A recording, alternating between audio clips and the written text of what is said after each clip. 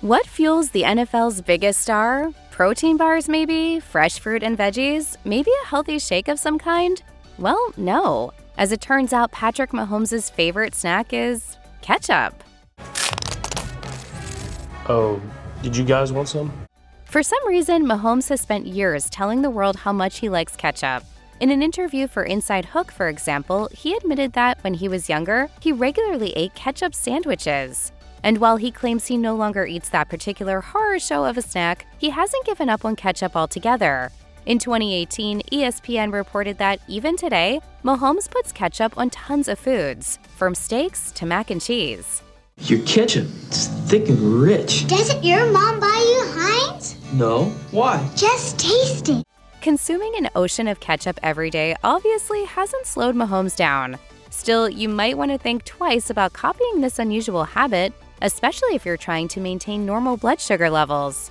That's because a tablespoon of ketchup tends to contain around 4 grams of the sweet stuff. Given that the American Heart Association recommends limiting your daily sugar intake to 25 grams for women and 36 grams for men, that single spoon of ketchup constitutes a hefty contribution to your daily limit. But is sugar really all that bad for you? Yeah. For one, excessive sugar can lead to unintended weight gain. And let's face it, not many of us would mitigate that weight gain by running around a football field every day. Sugar does more than just pile on the pounds, too. It can also put you at risk of developing a number of cognitive and physical conditions.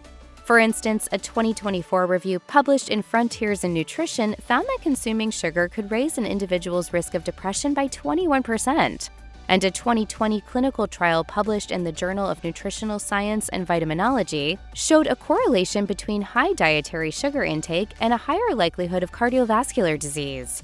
Consequently, those researchers recommended limiting sugar to less than 10% of calories eaten each day. If you're pre-diabetic or diabetic, keeping your blood sugar from skyrocketing is even more important. While you won't necessarily get diabetes just from eating sugar, consuming it could make things worse if you're already likely to be diagnosed with the condition.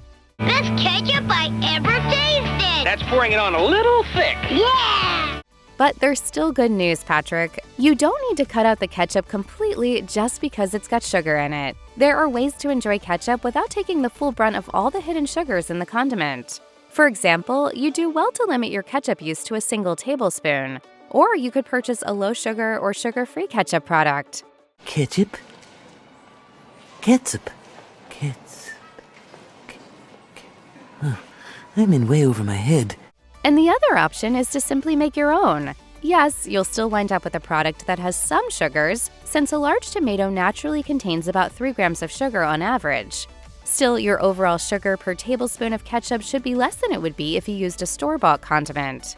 If, like a certain NFL quarterback, you just can't help slathering ketchup on everything, you could at least cut down on sugars elsewhere in your diet. That way, you can remain within your daily sugar goal limits and satisfy your cravings for the good stuff.